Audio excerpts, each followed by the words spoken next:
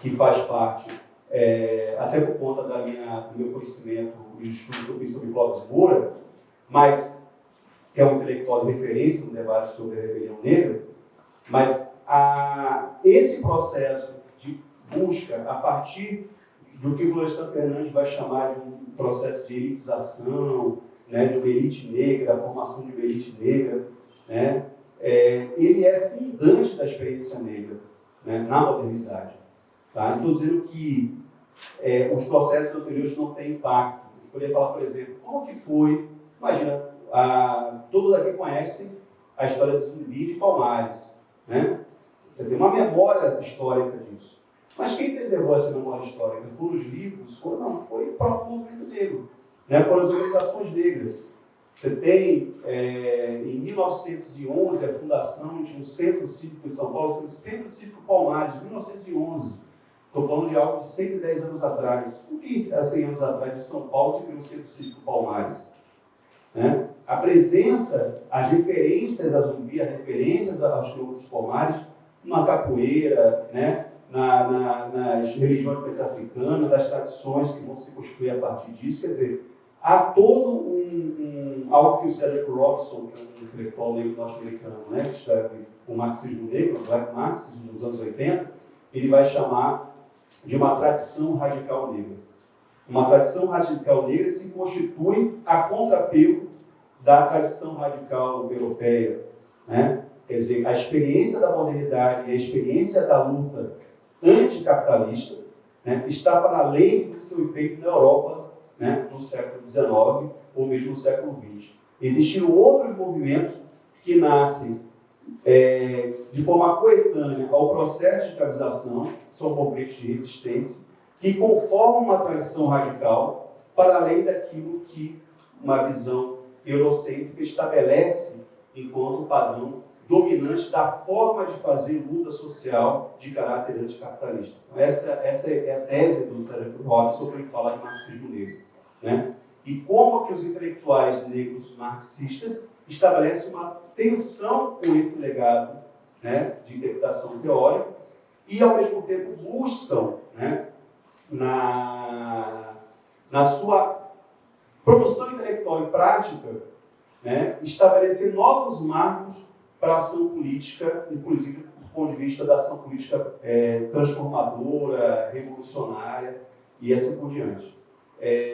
Eu estava participando semana passada de uma mesa no COPEI, Congresso Nacional de Pesquisadores Negros, e eu apresentei uma comunicação em que comparava o C.L.R. James e o Clóvis Moura do Brasil. O C.L.R. James escreveu Jacobeiros Negros, que é uma obra clássica sobre a Revolução no Haiti. E escreveu na década de 30, né? Então, faço uma comparação entre o C.L.R. James e o Clóvis Moura. O Clóvis Moura, o James está na Inglaterra, ele é autodidata, mas tem uma formação, ele estava justamente ali, ele sai de Trinidad e Tobago, né, que é o país de origem do Caribe, e vai para Londres, e em Londres ele resolve fazer um estudo sobre o Haiti, né, que é um país de colonização francesa. Então já chama a atenção isso. E a história do Cedric Robinson, de como do C.L.R. James, como essa pesquisa aconteceu, é interessantíssima, né? Porque ele fala tanto que ele fazer essa pesquisa, até cachorro com uma pessoa lá em Londres, que era dono de um bar, etc. Então, toma aqui, vai lá fazer essa pesquisa. Deu dinheiro e financiou, deu a grana para ele fazer a pesquisa em Paris. E aí nasceu o Jacobeiros Negros. Já o nosso Clóvis Moura, que nasceu no Piauí, estava na Bahia, foi morar em Juazeiro, e lá ele começa a produzir Rebelião da Senzala, muito no diálogo com o que seria o modernismo baiano, né? A gente fala de Semana de Arte Moderna, mas as pessoas pensam que é só São Paulo na Semana de Arte Moderna. Esquece da Semana de Arte Moderna na Bahia, ou do modernismo baiano, que vai ter como grupo a Academia dos Rebeldes. Né? A Academia dos Rebeldes vai ter Edson Carneiro, Jorge Amado, Gindolino Amado, né? E outros tantos intelectuais importantes na produção intelectual da Bahia, que vai justamente buscar valorizar a contribuição cultural negra na identidade nacional, algo que até aquele momento era negado. Né? Está falando de uma elite intelectual, o trabalho da Lívia Schwartz, né? O espetáculo das raças, que vai mostrar justamente como na virada do século XIX e século XX, as teses que prevaleciam na CDF, que seria a Universidade Brasileira, Faculdade de Direito, a Escola de Medicina, os Institutos Históricos e Geográficos, eram teses racistas, do racismo pseudocientífico. Gobineau, Ferri, Henrico Ferri, César de Lombroso, do direito penal, né? Até hoje, inclusive, há uma influência do pensamento de Lombroso. Então, quando vem a Semana de Arte Moderna e o modernismo baiano, né, logo na sequência, eles vão justamente negar, né, essas construções baseadas no racismo pseudocientífico e afirmar a importância da cultura negra, né, só que em bases mestiças, né? Então, entendendo o papel da mestiçagem, é algo que o movimento negro depois vai questionar, porque, de uma maneira, a ideia da mestiçagem serve como um escamoteamento para o processo de embranquecimento social e cultural.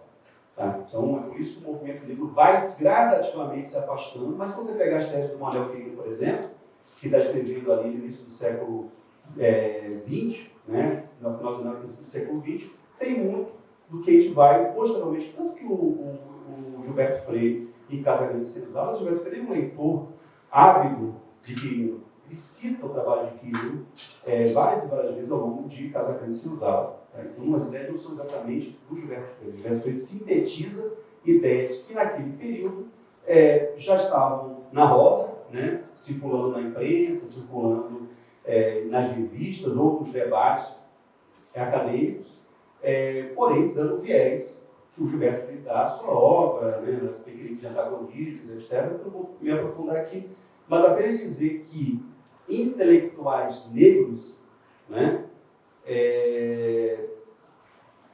sempre existiram.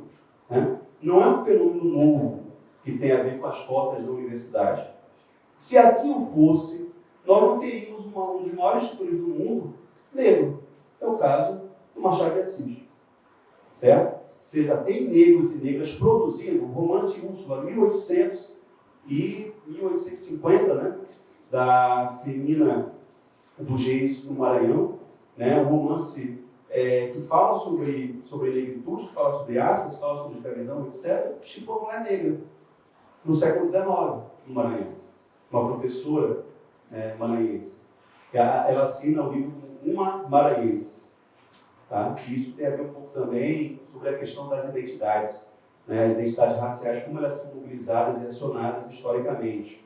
Hoje a gente vê uma tendência muito forte de setores do movimento negro, principalmente da juventude negra, de querer opor, né, o termo negro ao termo preto. Né? Então, pretos e não negros, etc. Né? Mas, historicamente falando, você tem várias formas. Né? Quer dizer, as terminologias, elas são construções políticas. Né? E aí, no caso específico dela, é uma maranhense. Né? Então, ela, a partir da ideia de uma maranhense, quer dizer uma mulher negra, uma negra, alguém preto, etc. Você tem o próprio Luiz Gama, baiano, né? Radicado em São Paulo, com uma história de vida fantástica, de grandes poetas. Ele vai antecipar, inclusive, muito daquilo que a gente vai conhecer como movimento da negritude, a partir de africanos que saem dos seus respectivos países e vão para a Europa, né, vão para Paris especificamente, e vão fundar o que chama de negritude francófona, né? Mas ele é de valorização da estética, da beleza negra, da história negra, mas isso já está no Luiz Gama, já está nesse negro baiano que se radica em São Paulo, escreve poemas, né, que o Emerson Vulcão gosta muito de recitar o Luiz Gama, né? Que tem um poema da Bordarrada, né? Um dos termos pejorativos que se dava à população negra na época em São Paulo era o bode. Né? E ele vai ironizar, né, de forma fantástica, né, com o poema Bordarrada, essa ideia de que os negros são bodes. Né?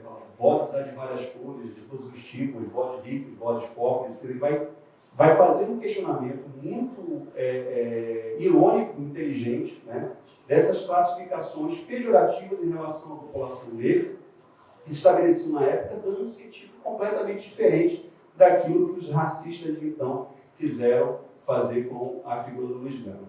Mas o que eu estou querendo... Eu podia citar aqui José do Patrocínio, que é uma outra história, né? O André Rebouças também tem um papel engenheiro negro, foi em Paris, estudou engenharia, volta ao Brasil. A história do dia André Rebouças é fantástica. Né? Tem um livro chamado Vidas de Entremeio, né? Escrito por Léo Spitzer, que vai falar sobre a trajetória do André Rebouças, que eu recomendo a todos lerem, esse livro influenciou muito, inclusive, né, em termos de pesquisa.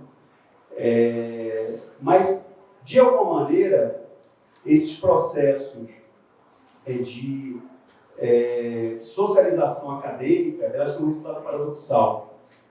Tá? É o que eu vou desenvolver na minha tese de doutorado. Qual é o resultado paradoxal? Você tem negros, né, educados, formados, né, em plenas condições de disputar em situação de igualdade, tá? Porém, o racismo opera como elemento que impede o acesso desses negros às condições mais valorizadas socialmente. Tá? E aí que surge o que o Abílio do Nascimento vai escrever, muito inspirado no Albert Camus. Albert Camus teve no Brasil, conheceu o teatro do negro, que é a ideia do negro revoltado. A revolta do negro. Né? A revolta em relação àquilo que é prometido e é negado. Né? E isso é importante, gente, porque quando a gente pensa os espaços políticos, a ocupação dos espaços políticos, para nós negros, os nossos corpos, a nossa trajetória, não é a mera ocupação. Né? Eu acho que tem esse sentido que é muito presente por conta do modelo de democracia liberal burguesa, que de uma maneira a gente está reivindicando para manter, né? Porque isso foi de uma maneira atacado pela extrema-direita brasileira, mas essa ideia da representação, que é simplesmente a ocupação do espaço, né? Ela não dá conta do que é a nossa experiência histórica em países como o Brasil, por exemplo. Tá? Ela é um elemento indispensável, né? Ela é condição necessária, mas não é condição suficiente. Né? Porque, a partir do momento que nós ocupamos os espaços de poder, nós somos obrigados a pensar a forma concreta como o poder é exercido. E, historicamente falando, né, em países de uma formação colonial como a brasileira, como o poder ele é de fato exercido. E como a população negra e indígena pensa, né, vamos dizer assim, tem uma imaginação política própria, né, pensa a forma de exercício do poder político para além dessa forma ocidental que foi institucionalizada. Né? É aquilo que o Aníbal Quijano vai falar de colonialidade do poder, né? Muito diálogo com a tradição do marxismo negro dos Estados Unidos. Tá? O próprio Wallenstein, quando vai apresentar a ideia de sistema mundo, ele vai se referenciar no marxista negro chamado Oliver Cox, que tem uma obra fantástica, um caribenho, também radicado nos Estados Unidos. Oliver Cox tem um livro que refere justamente o capitalismo como sistema, né? Essa ideia de que a formação social capitalista não pode ser pensada a partir de elementos distantes, né? E ele não tem o debate da colonialidade, mas a ideia de que a separação entre norte e sul, né? O que acontece nos países da periferia do capitalismo, os processos de transformação da periferia do capitalismo afetam o conjunto do sistema capitalista. E é por isso que a ideia do imperialismo, que o Cox vai defender, de alguma maneira também vai estar no Wallenstein, é tão estruturante. Vamos pegar o caso do Brasil recente. Né? Você tem um período de estabilidade democrática, a partir de governos democráticos, né? E em dado momento o Brasil resolve ser uma espécie de player global. Né? Então, competir, formar um bloco com países que era chamado BRICS, né? Que envolve a Rússia, a África do Sul, Índia, né? O próprio Brasil, o BRICS. E a China. A China, isso que assustou, a China. Né? E para piorar, ou melhorar, o Brasil está com pressão. Não só o Brasil está conformando um bloco econômico com países, né, que não estão no centro do capitalismo, como o Brasil passa a ter uma das maiores reservas de petróleo do planeta. Olha, isso vai gerar o quê? Alguma alteração no padrão de poder global. Isso é uma preocupação do Quijano, do Wallenstein, de outros autores. Isso não está dissociado do debate racial.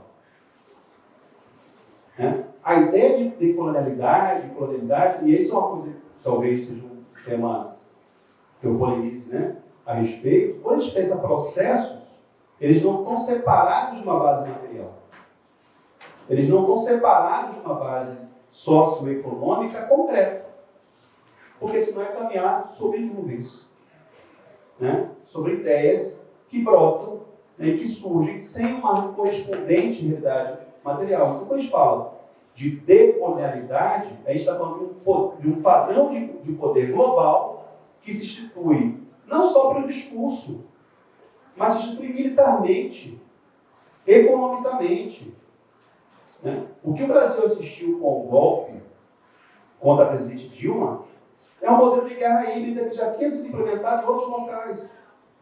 As revoluções coloridas, as revoluções das primaveras árabes, etc., que buscavam pegar demandas objetivas. Né? Eu estava dando uma aula em Construção da Feira, uma palestra, para um grupo do Movimento Sem Teto, né? Companheiro do Movimento Sem Teto, que faz uma luta há muito tempo lá em Construção da Feira. Aí eu perguntava, quem aqui é a favor da corrupção? Eu vi alguém falar que é a favor, não, eu sou a favor, defendo a corrupção, ninguém é. Então você mobiliza uma pauta que é legítima e genuína para destruir um projeto, né, que você considera, então, como outras pautas mobilizadas. Pegar, por exemplo, até trouxe aqui o livro da François Verger, que eu acho uma figura importantíssima, a gente o François Verger, um feminista decolonial, ela que é da Ilha de Réunion, que ainda é uma possessão francesa, mora em Paris. Ela fala sobre a Frente Nacional da Marine Le Pen, né, que é a extrema-direita francesa. Né? Toda a extrema-direita francesa primeiro feminizou o rosto, né? Que antes era o Le Pen pai, agora é Marine Le Pen. Né? Ela reivindica a República, a França para os franceses. E qual é o alvo, né, da Marine Le Pen? O véu islâmico, a islamofobia, a perseguição aos que têm uma outra tradição cultural não ocidental, não cristã, né? Aos grupos subalternos africanos, né? Subalternizados africanos das colônias que moram lá, e assim por diante, em nome da ideia de que o núcleo da nacionalidade francesa reside, né, numa espécie de pureza, né, de cidadãos que, por compartilhar valores comuns da República, né, esse sim tem o direito de viver a República. Então, muçulmanos, africanos, etc., né, eles não conseguem se adaptar, não é um problema racial, olha que interessante, é um problema cultural. Isso é muito racismo francês. Isso é muito racismo francês. E também tem muito a ver com o nosso racismo, de alguma maneira, né? Quando a pessoa discrimina uma pessoa negra, não é por causa da cor da pele, é que ela não soube se comportar direito, ela não tem. Isso tem muito a ver com a política. Né? Isso tem muito a ver com a política porque durante muito tempo se dizia no Brasil que o negro não sabe votar, que o negro não vota em negro, que a população negra, né, não obedece aos critérios lógicos, racionais na tomada de decisão, tem uma série de explicações. Né? E até hoje nós temos muita dificuldade, por exemplo, de entender o fenômeno do neopentecostalismo. A nem entender, de aceitar o neopentecostalismo como uma realidade das periferias. E pensar e problematizar por que as igrejas crescem tanto. Com que elas dialogam, com que tradições, inclusive, né, da própria cultura negra, elas estão dialogando. A ideia de associação, a ideia de grupo, a ideia de cuidado, né, de agregação, no momento que o capitalismo não apresenta nenhum horizonte possível de integração. A ideia do emprego formal, por exemplo, carteira assinada, estabilidade do emprego, a precariedade como regra da vida social. E quem dialoga com isso? Que elemento é capaz de agregar essas pessoas? Historicamente, no Brasil, foi a religião. Foi a religião. Ou seja, você pode pensar movimentos como de Canudos, Antônio Conselheiro, você pode pensar o catolicismo de base popular, você pode pensar o próprio Candomblé, você pode pensar o Lula, você pode pensar como a religião. Tem um podcast do Mano Brown com a Dilma, que ele fala isso para a Dilma, né? Pô, Dilma, como que a gente não consegue entender o papel da religião num país tão religioso como o Brasil e que, inclusive, os movimentos, o que seria, por exemplo, a formação do PT, sem as comunidades eclesiais de base, sem o papel da Igreja Católica, progressista do setor da Igreja Católica. Né? Então, não reconhecer isso é não entender a dinâmica, né, da forma concreta como a experiência ela se constitui para os sujeitos que dela formam parte. Né? Mas a nossa... e aí, voltando, né, a tema do negro revoltado, da medida de nascimento, né, essa experiência paradoxal do negro e da negra, né, que assimila algo, incorpora um conhecimento, e isso é retirado dele, ó, beleza, você não pode ter na integração do negro na sociedade clássica, o Alexandre Fernandes ele cita uma passagem que é muito interessante, né, em que era um grupo de brancos em São Paulo, de classe média, e sempre tinha aquela figura do negro que frequentava o grupo para dizer que o pessoal é democrático, né? Não é racista. Até que então esse negro resolve namorar a irmã do indivíduo lá em questão. Né? E aí a pessoa diz, ele traiu minha confiança, imagina, querer namorar minha irmã branca, ser amigo tudo bem, mas até aqui, esse é o limite da relação. Né? Então, esse tipo de experiência é vivenciada pela população negra como experiência de violência. Né? E esse processo de você ter o tempo todo oferecido algo e negado ao mesmo tempo, vai gerando o quê? Esse contexto da revolta que o Abdias vai chamar a atenção. Eu acho que o Negro Revoltado é um texto da década de 50 do Abdias, não sei se década de 50, dos anos 60, mas é um texto muito importante do Abdias do Nascimento. Bem, então, quando nós, negros e negras, né, somos instados a ocupar os espaços de representação, a primeira constatação que a gente percebe, né, é que a estrutura do Estado brasileiro, a estrutura é uma estrutura colonial. Ela continua sendo uma estrutura colonial. Seja do ponto de vista... então, o que eu quero chamar a atenção é a natureza histórico-social do Estado. O Estado brasileiro não é uma coisa abstrata. O Estado brasileiro não é apenas uma ideia. Ele pode ser expresso em ideias, mas ele é uma relação social objetiva, que tem uma finalidade específica. Então você percebe que no momento em que há uma ampliação de reforma de caráter neoliberal, que significa tirar direitos sociais daqueles que mais precisam, inclusive o direito social à educação pública gratuita de qualidade, você tem uma ampliação exponencial do sistema penitenciário, do sistema carcerário e das medidas de repressão, inclusive com a aprovação de uma lei anti-terror num país como o Brasil. Né? Por quê?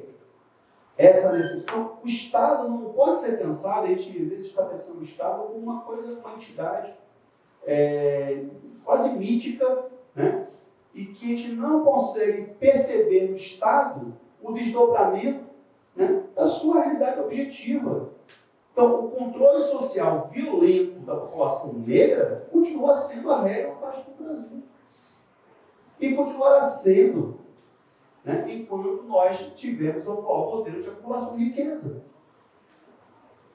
Tá? Isso, por exemplo, a Angela Davis aplica em relação aos Estados Unidos, quando ela faz o complexo industrial carcerário. Né? A Michelle Alexander, outra pesquisadora norte-americana, tem um trabalho, agora não vou lembrar o nome do trabalho dela especificamente, mas ela vai identificar, por exemplo, como nos Estados Unidos não houve uma oposição entre as políticas de ação afirmativa nas universidades e o encarceramento em massa. Tem cidades dos Estados Unidos em que 10% da população negra masculina está aprisionada. Houve uma explosão do cárcere. E essa explosão do cárcere não acontece à toa. Acontece a partir das políticas do Ronald Reagan, que vai, de uma maneira, dar fim àquilo que chama de New Deal nos Estados Unidos, por política de bem-estar social.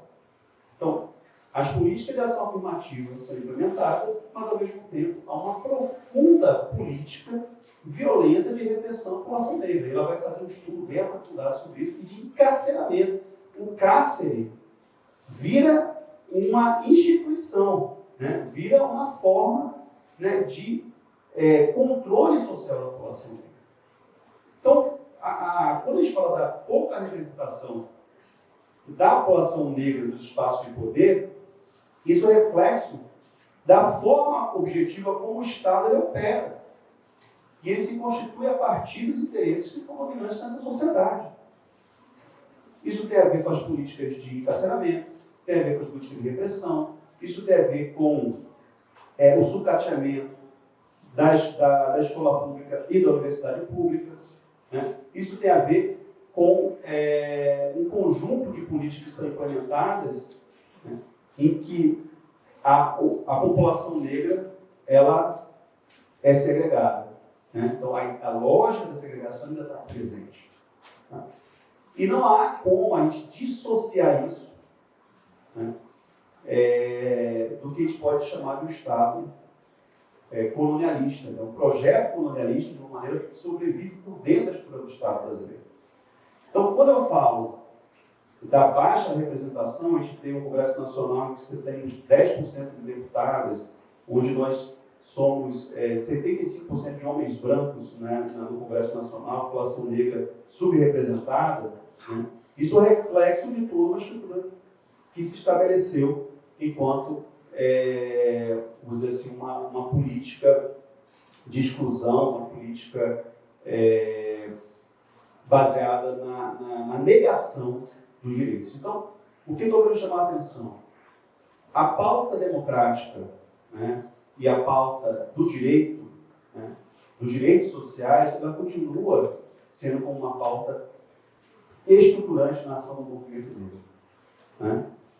Ou aquilo que a gente pode chamar de movimento negro, né? Então, o movimento social negro. Citando um aspecto, tá? Porque falou movimento feminista, movimento indígena, que são movimentos tão relevantes quanto o movimento negro, mas também mais um aspecto racial. Né? Ter espaços em que o conflito social possa estabelecer, tá? Porque o que a gente vê no Brasil é uma tentativa de negar o conflito social, né? De uma afirmação de uma visão de um Estado totalitário, de um Estado fascista, onde há uma negação do conflito, onde o conflito não pode se estabelecer com base em ideias, valores, e assim, o direito à divergência é negado. Né? Pode parecer paradoxal em nome da liberdade. Né? Em nome da liberdade você diz que o Supremo Tribunal Federal é golpista, né? Você propõe fechar o Congresso Nacional, todos os partidos de esquerda são corruptos e assim por diante. Tá? Então, a ideia do dissenso, a ideia do conflito, é algo inerente à democracia. Presente. Né? Agora, é óbvio que nesse modelo de democracia é limitado. Né? Limitado do ponto de vista da realização das expectativas do setor subalterno. E aprofundar a democracia não é uma tarefa, né, do que a gente convenciona chamar de elite. É uma tarefa de baixo. É uma tarefa do povo. Tarefa dos intelectuais. A tarefa dos ativistas. A tarefa mais ampla. Né? Então, eu acho que isso é um ponto que eu considero importante. Segundo ponto, né, é que, para além do debate da representatividade, e de fato nós precisamos de representatividade no espaço do poder, o Brasil demorou muito a ter uma política. Né? Você tem uma política de cotas para mulheres, né, estabelecida pelo Tribunal Superior Eleitoral. Agora você tem uma política de proporcionalidade na distribuição de recursos de candidaturas negras e brancas dos partidos. E já há fraude. Né? Já há os afrobeges. Né? Já há os pardos de ocasião. Não é isso? Né? O que está acontecendo? Quer dizer, quando a população negra consegue acessar algum direito que pode significar algum nível de reparação e, com isso, garantia da sua representação nos espaços de poder, que secularmente foi negado, né, a fraude vira regra. Né? E aí todo mundo vai tirar respeitar o burro de ler, né? Ler esse burro que está se apresentando agora, certo? Mas assim, e isso mostra muito do que é a estrutura de poder do país do Brasil. Vamos voltar ao debate que eu falei. Quem é a favor da corrupção? Ninguém. Aí você tem uma operação Lava Jato que basicamente serviu, em nome da corrupção, para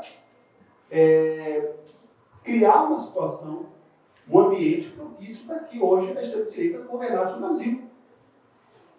Né? Diante de uma pauta historicamente construída, gente, quando eu falo, às vezes eu falo com provocativo, não tem nada que a gente possa apresentar hoje no debate racial que pode dizer assim, isso é novo. Né? Eu vejo muito interessante, isso é novo, algo pela primeira vez alguém pensou isso. Existe um acúmulo de produção intelectual, teórica, política, fabuloso por parte de negros e negras em diferentes lugares, seja em África, seja na diáspora. Por que estou dizendo isso?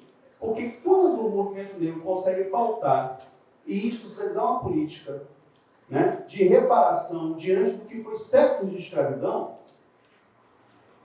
a fraude, quer dizer, a forma de você burlar isso, aquilo que poderia ser reivindicado enquanto direito para esses sujeitos que estão reivindicando o direito, passa a ser negado. Então é uma reinvenção do racismo. Isso é uma reinvenção do racismo. O racismo ele se reinventa porque ele se alimenta de uma sociedade. Ele se alimenta, não. Ele é um alimento, ele é uma das forças motrizes de uma sociedade que produz e reproduz desigualdade o tempo todo, chamado capitalismo. Chamado capitalismo. É disso que se trata. E o capitalismo não é um fenômeno que diz respeito apenas ao Brasil. É o conjunto do planeta. Por isso que, imagina, olha só, gente, vamos parar para analisar. Salvador tem 3 milhões de habitantes, é isso? O Brasil tem quantos habitantes? 150 milhões? Já passou, né? 230 milhões, imagina, 230 milhões. Você tem uma ilhazinha no Caribe, desse tamanho, que tem 11 milhões de habitantes, que em 1959 faz uma revolução, que é Cuba, né? E em 1963 declara o caráter socialista da Revolução Cubana, a Revolução de 59, 63 o caráter socialista. E até hoje paga o preço por isso. Até hoje paga o preço por isso. Foi um embargo criminoso. Criminoso. Cuba não tem um dia de descanso por parte dos Estados Unidos. Porque não quis ser Porto Rico. Né? E quando os Panteras Negras foram perseguidos nos Estados Unidos, quando o Epenilton foi perseguido nos Estados Unidos, fundador do Partido dos Panteras Negras, quem deu abrigo foi Cuba. Quando Fidel volta ao Harlem, nos anos 80, quem vai receber Fidel Castro no Harlem é Angela Davis. A Assata Shakur, até hoje está em Cuba, com 70 anos de idade. Ela fez parte do movimento político, fez parte dos Panteras Negras, depois foi do Exército de Libertação Negra dos Estados Unidos. Ela teve que fugir para Cuba. E eu estava até vendo uma entrevista da Angela Davis, que ela dizia: o Trump colocou ela na lista dos mais procurados do FBI. Uma mulher negra com 70 anos de idade, por algo que aconteceu, quer dizer, é um Estado punitivo. O poder político dos Estados Unidos estabeleceu uma base do consenso. Então, por isso que quando a gente fala de processos políticos, então, se uma ilha, como Cuba até hoje paga, a gente poderia falar do Haiti, por exemplo. O Haiti até hoje paga o preço do que foi a Revolução Haitiana, do que foi o processo de mobilização do Haiti, do que foi a instrução Louverture de derrotar o exército de Napoleão Bonaparte, que era visto como invencível, e ele derrotou. Né? As opções que foram feitas no Haiti, o processo, a promoção de figuras como o Papadoc, o Baby Doc, no Haiti, por exemplo, que os Panteras Negras denunciavam, que foram promovidos pelo próprio Estados Unidos, que havia interesse dos Estados Unidos. Né? Então, acho que são coisas que é importante a gente parar para analisar. Toda e qualquer alteração, no menor país que seja, ao sul do capitalismo, né, vai gerar reações. Vai gerar reações. E quando a gente fala da promoção de homens e mulheres negros a espaços de poder, ou na formação de um outro tipo de poder político, em que a questão de gênero e raça também se estabelece como elementos importantes para pensar a democracia, isso vai ter reação das elites, gente. Isso vai ter reação das elites. Então, o que está posto nesse processo eleitoral, né, é a gente ter condições de continuar esse processo, né, em que negros, mulheres, LGBT e outros grupos, mas, sobretudo, em que nós possamos romper com esse padrão concentrador de riqueza e de renda, né, e estudante, que é onde o capitalismo ele se alimenta. Romper esse padrão, né, e quando a gente pensa de colonialidade e Estado colonial, representa a produção de um projeto soberano de autonomia nacional. Em algum nível. Né? O que não exclui o debate sobre o que é nacionalidade. E aí eu quero fazer um parênteses, aí, voltando à minha reminiscência lá, da infância, né? Do Pantanal, da Bolívia. O que aconteceu na Bolívia? A partir da eleição do Evo Morales. Tá? O Evo Morales é um líder cocaleiro, indígena, aimara. Ele lidera uma frente chamada Movimento ao Socialismo. É um movimento, não é exatamente um partido político. A partir da guerra da água, né, que foi um movimento que, lá em La Paz, nas ruas de La Paz, ele chega à presidência da República, convoca uma Assembleia Nacional Constituinte, olha o caso do Chile agora, que chama a atenção, e estabelece a ideia de um Estado plurinacional. Um Estado que reconhece as diferenças étnicas, que reconhece as diferentes línguas, as diferentes culturas e tradições dentro do território, como o território boliviano. E não só isso, cria o Ministério da Descolonização. Né? Justamente, e é interessante eu já tive, fiquei por um período em La Paz, assim, interessante você perceber como isso acontece na vida cotidiana. Então, você tem uma estação de rádio, a rádio Quechua, a rádio da Aymara, né? E documentos oficiais escritos em Quechua e Aymara são reconhecidos, assim como os documentos escritos em espanhol. Óbvio, teve qualidade boliviana. Certo? Mas foi na Bolívia onde você percebeu, você teve um processo objetivo de uma outra forma de pensar a organização política e social.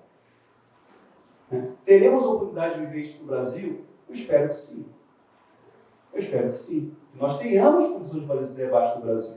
Como se dá a representação política? Por que não deputados quilombolas? Por que não deputados indígenas? Por que como existe em outros países do mundo?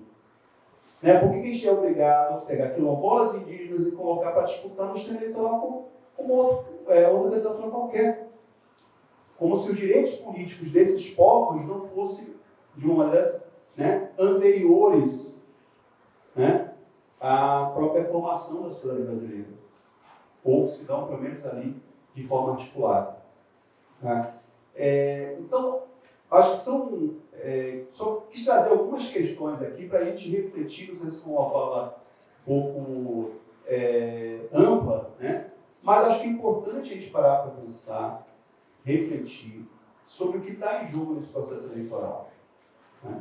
Existem outras formas de se pensar e se fazer a política. Né? Formas que sejam horizontais, formas que repensem as bases da representatividade. Você tem experiência de mandatos coletivos, de candidaturas coletivas, de candidaturas negras, de candidaturas de mulheres, de candidaturas de indígenas. Há a possibilidade da gente mudar a cara da representação política, mas entendendo que isso é parte do processo mais amplo. Eu me arrisco a dizer que, até por uma questão demográfica, né, a população negra já superou a população branca no Brasil. E a tendência é um aumento da população negra. Então, a estrutura política brasileira precisa absorver o voto negro. Então, não acontece à toa esse processo. Né? E digo mais, pessoas que historicamente, né, são lidas, e foi da IBGE, como brancas, né, passam a reivindicar uma negritude de fachada, porque isso de alguma maneira, já começa a fazer diferença. Não se move, as peças não se movem a todo o tabuleiro. Não se move a todo o tabuleiro. Por que essa reivindicação? Por que logo agora? No momento em que a população negra passa a aumentar, né, isso o IBGE acerta, mostra que não é correto, aumenta o número de pessoas negras que se autodeclaram negras. Né? Aumenta o número de pessoas negras na população em geral. Aumenta o número de pessoas negras a partir da política de cotas tendo acesso a posições médias na sociedade. Né? Aumenta os meios de difusão, você tem as redes sociais, os influenciadores, né, digitais, em que a pessoa se comunica. Está aqui, está se comunicando com a pessoa do outro lado do país, falando sobre temas importantes, sobre o racismo. Não precisa mais, né, dos meios tradicionais de comunicação. Eu não estou aqui fazendo nenhum tipo de... Eu sou completamente avesso a essa ideia de que rede social é democrática. Coisa mais antidemocrática que rede social. Está aí o algoritmo para dizer, Instagram é uma empresa que vive de dados, certo? E é algo que precisa estar atento, para a gente também não fetichizar os meios que a gente faz a nossa militância, ou o próprio... E aí não vou falar sobre os eventos da subjetividade, que envolvem isso também, porque acho que é uma coisa que seria outra mesa, outro debate. Mas, para concluir também, você tem que contar o meu tempo, não estou falando aqui e vou embora, né? Eu entendo que não há como manter, do ponto de vista das classes dominantes, e o que nós vivenciamos desde o golpe até hoje, é uma tentativa quase desesperada, né, de barrar, né, de uma espécie de não permitir nenhum nível de porosidade para que esses grupos historicamente subutilizados pudessem acessar espaços que eram considerados espaços privilegiados, da elite branca. Vocês lembram que a ideia de que trabalhadoras domésticas, que representam 10% da força de trabalho na cidade de Salvador, tá? Elas pudessem ver seus filhos chegar à universidade, a forma como os setores de classe média reagiram a isso. Ter negros nos bancos da universidade. Né? Mas isso não se constitui à toa, se constitui porque há uma necessidade objetiva, pelo dado demográfico, pelo aumento da consciência, pelo avanço que o movimento negro teve, de incorporar essa população e apresentar um horizonte, não do negro revoltado, mas do negro, pode dizer assim, de alguma maneira, tendo parte das suas reivindicações atendidas, ou pelo menos a questão da representatividade atendida. Então, assim, gente, é algo que nós precisamos, obviamente, observar como sociólogo, né? Mas, como cidadão, a gente tem a obrigação de se posicionar. O ataque à universidade pública, o que a UFBA e as instituições federais vivenciaram no último período, eu não consigo dissociar de um ataque de caráter racista. A universidade, por mais que ela seja, ela é contraditória, né? Eu falei da experiência dos intelectuais negros, mas ela ainda é uma ferramenta importante na promoção da cidadania e do reconhecimento da diferença e da inclusão social. Ter uma universidade sem investimento, ter uma escola pública sem investimento, né, serve aos interesses dessa elite. Por isso que eu falo que o debate da representação é importantíssimo, mas ele é condição necessária, mas não é suficiente. É mais do que isso.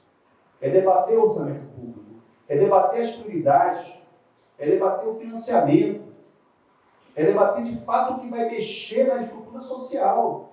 Ou a gente está condenado a viver a precariedade, de emprego sem garantias, viver de bico, trabalho intermitente, ausência de concurso público, ausência de carreiras sólidas, o que os professores universitários vêm passando também em relação à carreira. Quer dizer, isso tudo é a precarização. E por que justamente no momento em que negros passam a acessar a universidade, querem privatizar a vida da universidade? Por que isso acontece? Então é como se o poder colonial, né, ele se restabelecesse. Ele quer se restabelecer. Por isso que o posicionamento político ele é fundamental. Fundamental. Independente da opção que cada um tenha, mas fortalecer, né, pessoas que pensem dessa perspectiva, ou que tenham uma atuação política marcada por isso, é essencial para o futuro de nosso país. Lembrando que nada está definido, né? Então, o engajamento, o posicionamento, tomar partido é algo fundamental dos dias que a gente está vivendo. É isso. Obrigado, gente.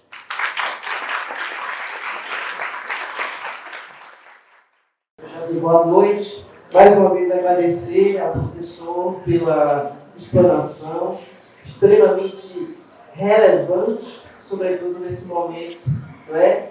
Que nós vivemos uma campanha eleitoral extremamente radicalizada, em que emerge uma discussão sobre elementos neofascistas a partir de um governo extremamente autoritário, e creio que o debate sobre as novas formas de racismo são de extrema importância para que a gente possa compreender o que está acontecendo no nosso país e o que está acontecendo no mundo.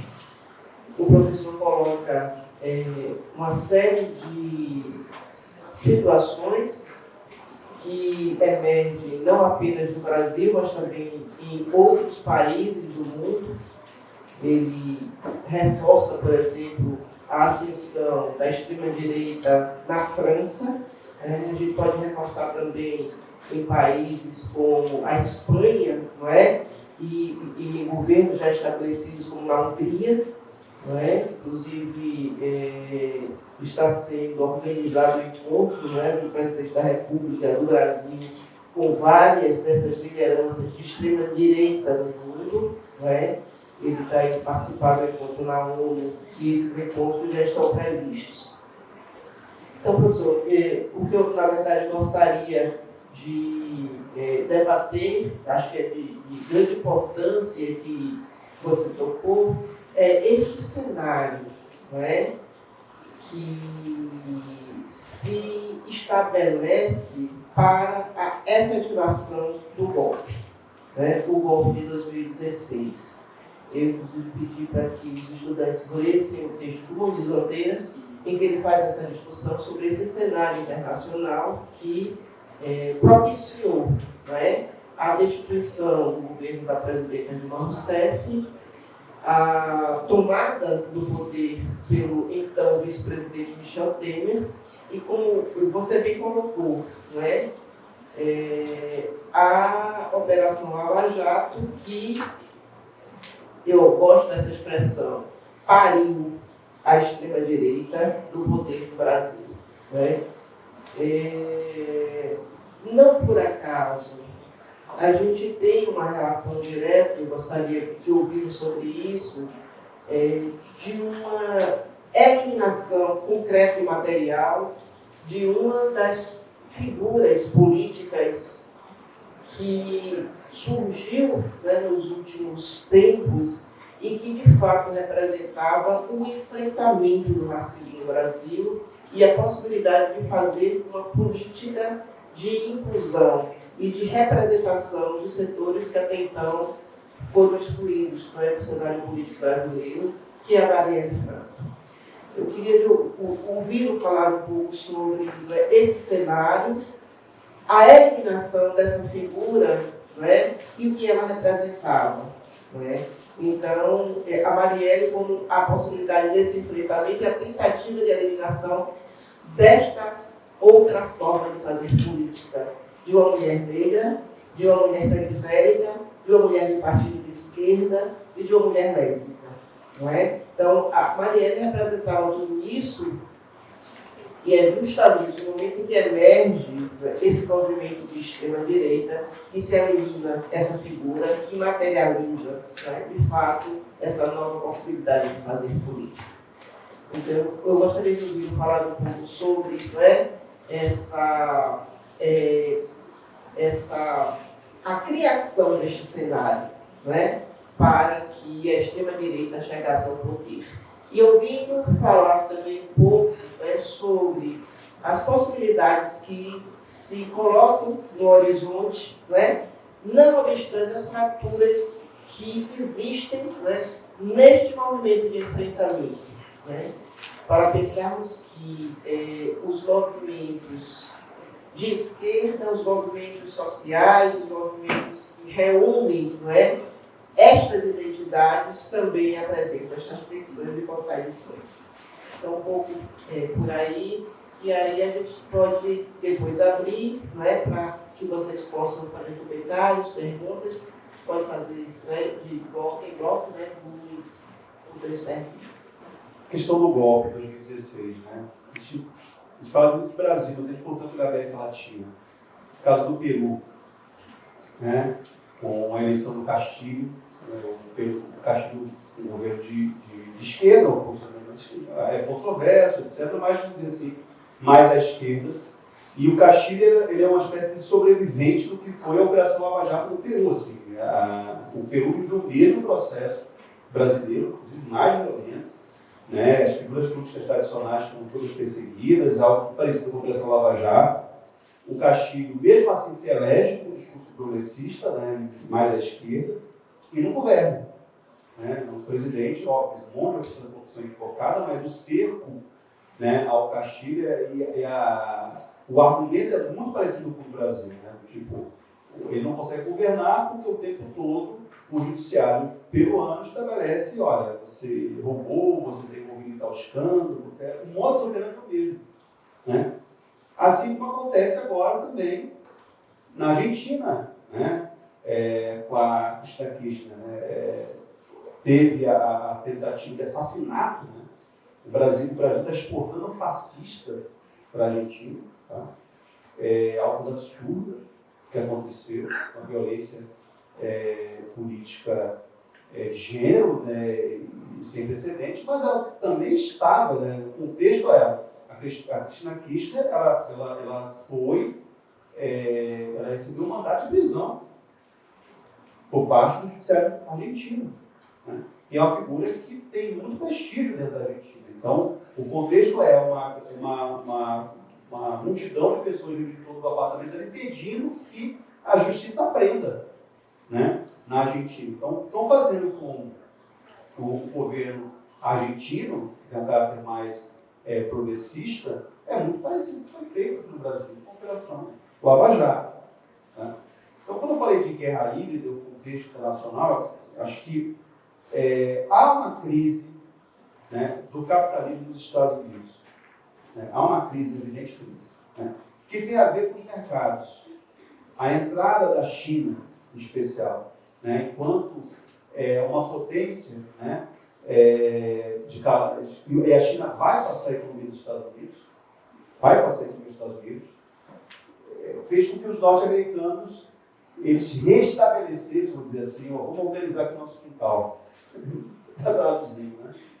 Agora, como fazer isso? A sociedade brasileira, a sociedade chilena, a sociedade peruana, a argentina, não é mais aquela sociedade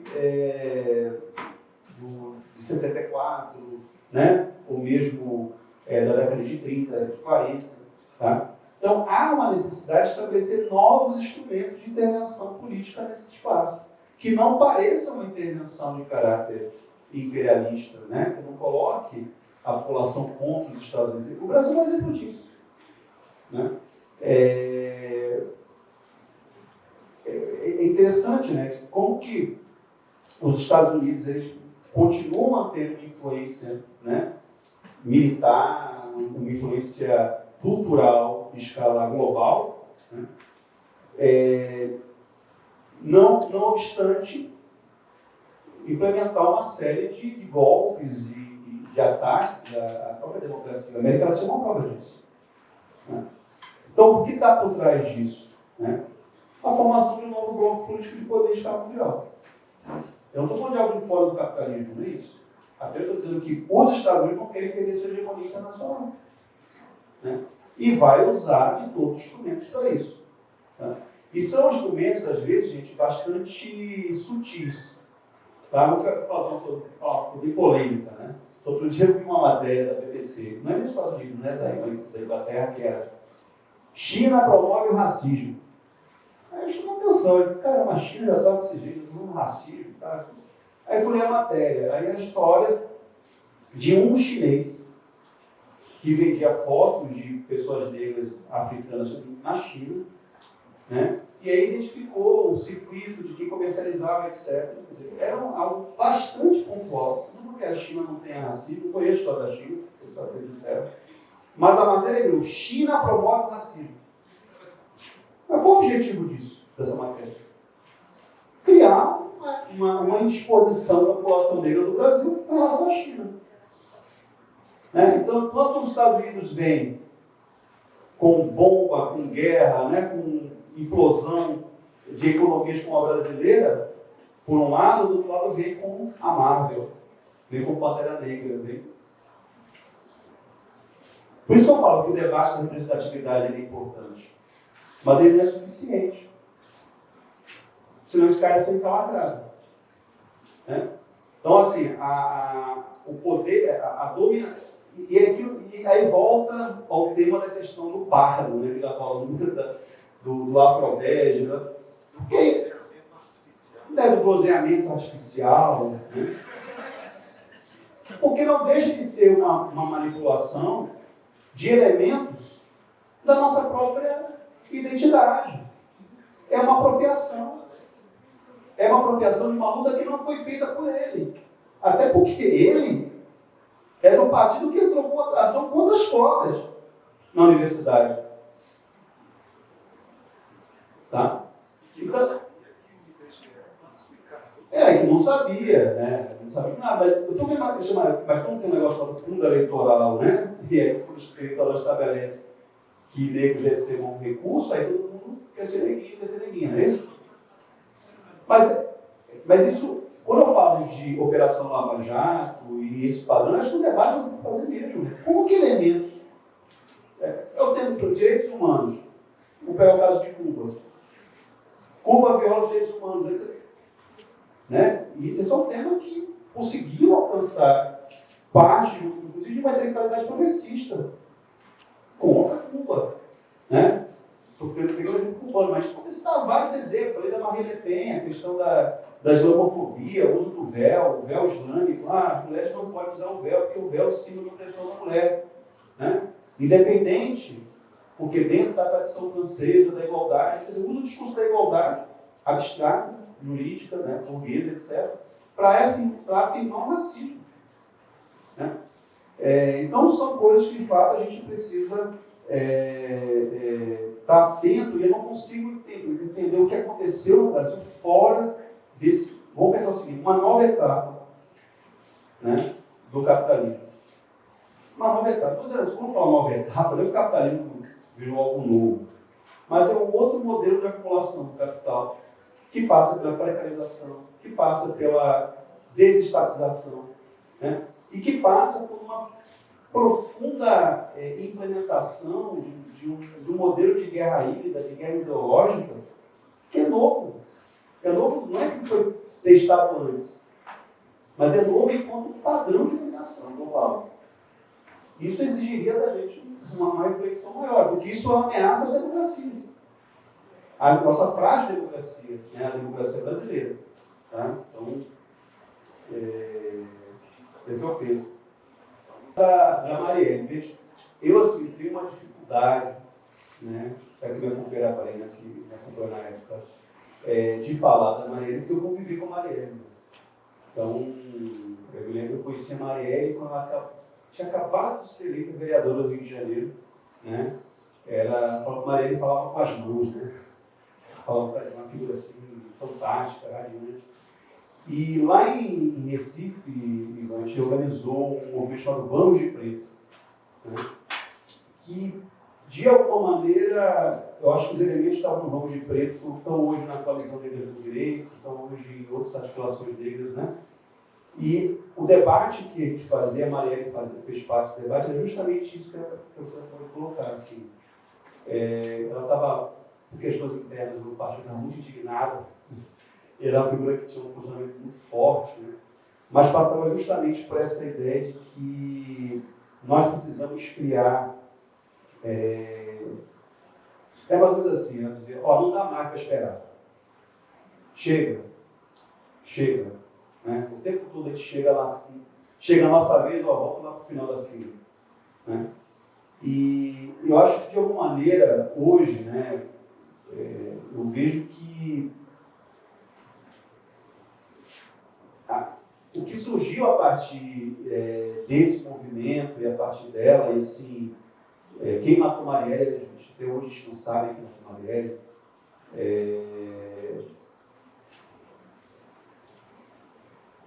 se por um lado, né, foi muito duro tirar a Marielle do nosso convívio, pela potência que ela era. Uma socióloga, acho que tinha idade, Marielle, né, no início da sua carreira política, no seu primeiro mandato parlamentar, a vereadora mais votada do Rio de Janeiro. Né? Então foi muito duro, porque a situação foi essa, não cabe nela da gente, sabe? Mas que surgiu a partir dela, né? Em termos de mobilização, em termos de conscientização, em termos de indignação, sabe? Acho que ela era uma mulher de muita força, de muita vontade de fazer diferente, de não ter medo, de enfrentar, de confrontar. E ela pagou um preço muito caro. Muito caro. Né? Por que a Marielle? Por que essa mulher preta favelada? Né? O que eles quiseram dizer com isso? Né? Fazer com que ele se calasse, tivesse medo, se retraísse. Né? A gente não conseguiu. Né? A gente não conseguiu. Eu espero que em breve, já foi preso o autor, eu queria saber quem é o mandante. Quem é o mandante desse crime. E eu tenho certeza, né, se o Lula for eleito, fizer o que ele prometeu, de acabar com o sigilo, a gente vai descobrir quem é o mandante. A gente vai descobrir os vasos comunicantes. A gente vai descobrir a verdade. Porque o Brasil precisa saber essa verdade. Precisa saber quem matou a Marielle. Porque o que fizeram com ela é de uma covardia tão grande. E ao mesmo tempo essa ideia de que nós íamos nos calar. E eu vou fazer 44 anos de idade, eu vejo gente preta, jovem, bonita, disputando espaços de poder, ocupando os espaços de poder. Quando eu vejo meus alunos em sala de aula, quando eu vejo meus alunos em sala de aula, por TCC e pesquisa, eu vejo a Marielle, sabe? Por que isso? Não foi algo que... foi muita dor que a gente sentiu. Nós, do Sol, campo da esquerda, democracia, todos, né? Mas o que surge a partir dela também é algo muito bonito, muito potente. Né? Isso acho que tem a ver também com a nossa história de resistência, de luta. Não estou aqui fazendo nenhum tipo de, né, um absurdo que aconteceu com a Marielle. Mas a partir disso, né, essa tomada de você ver meus alunos assim, na sala de aula, coisas que surgiram, né? E para mim o significado disso é muito claro, sabe? Essa estrutura de poder colonial, é a lógica do pelourinho, é a lógica da chibata, é a lógica da violência, de que a violência mata o novo, né? De que o poder se estabelece pela morte do novo. Mas não dá certo, nunca deu certo. E no caso dela também não deu. Então, sei, assim, desculpa, meu gente, mas é algo que me toca muito, assim, e eu acho que é um compromisso ético-moral, sabe? Eu estar na universidade, estar na militância, é um compromisso ético-moral com pessoas como a Marielle. Não só ela, várias, né? Eu sou lá no Mato Grosso do Sul, as pessoas não citam, mas exemplo da Docilina Folador, que foi do MST, prefeita do MST, líder sem terra, foi assassinada de forma covarde na frente das filhas, por pistoleiros, latifundiários lá no Mato Grosso do Sul, quando era prefeito, tendo mandato no Mato Grosso do Sul. Isso foi em 1998. Eu tive o enterro da Docilina Folador lá no Mato Grosso do Sul. Né? E Margarida Maria Alves, tantas figuras, mulheres, né? E por que isso acontece? Porque a gente, lideranças indígenas, né? Então, isso acontece agora no sul da Bahia, os conflitos indígenas, os indígenas Pataxó, assassinatos de jovens lideranças indígenas. Então isso acontece, gente. Infelizmente, acontece o tempo todo. Né? Então, quando eu falo de compromisso ético-político, é um pouco assim. A Lava Jato, né, ela pariu a extrema-direita no Brasil. Né? Mas a partir do que a gente faz, de onde a gente atua, o que vai surgir? Né? Que propostas, que projetos vão surgir a partir disso? Em relação às possibilidades, estruturas, contradições, tensões, eu vejo da seguinte maneira, eu vou pegar um pouco, estava falando sobre o Celere James, o Clóvis Moura, né, eles elegem ideia de insurreição, e insurreição negra, né? E eu falava sobre isso, né? Tanto um como o outro terminaram como intelectuais negros marxistas sem partido, né? Apostando na ideia de movimentos, frentes, tá, etc. Eu não quero me fazer nenhum prognóstico, mas eu entendo que experiências, né, atuais, como da coalizão, Convergência Negra, experiências de mandatos coletivos, experiências de articulações, né, podem dar origem a outras formas de representação e organização da política, né, que apostem em elementos da horizontalidade, mas, sobretudo, que liguem a política ao cotidiano. Né. Acho que um dos grandes problemas dos partidos, no geral, inclusive do meu, né, é essa tendência a uma espécie de burocratização, né, e distanciamento da vida cotidiana das pessoas.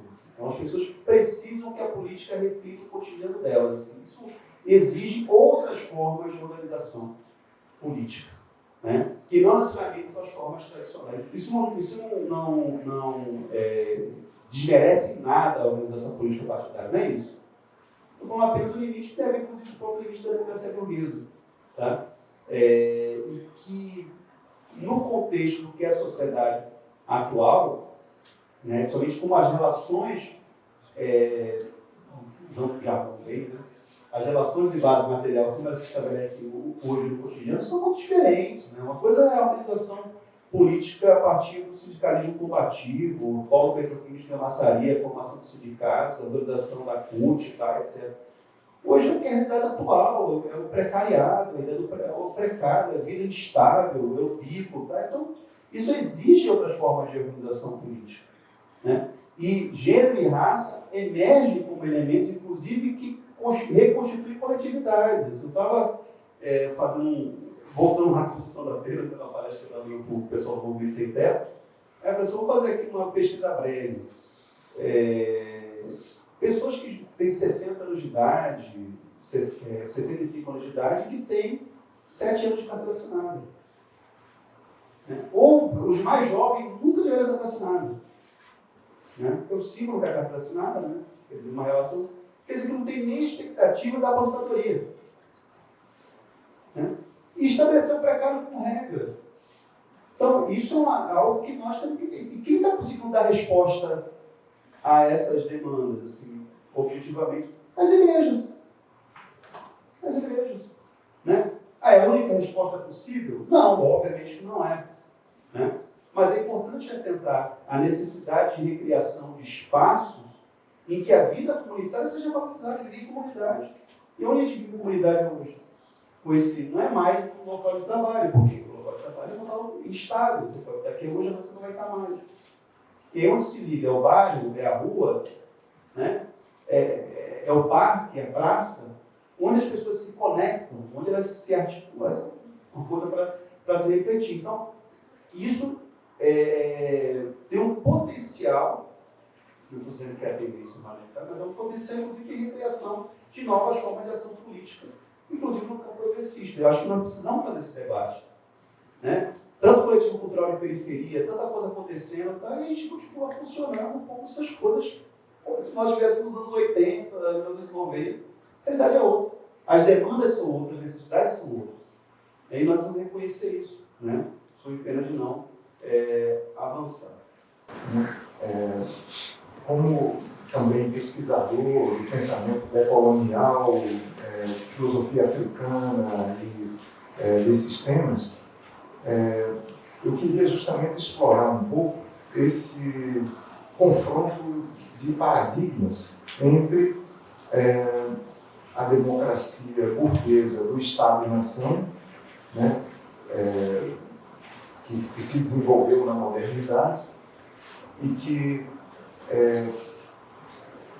resultou nessa conjunção entre neoliberalismo e neofascismo, né, quer dizer, que a gente precisa compreender, inclusive, como neoliberalismo e neofascismo se conjugam, né?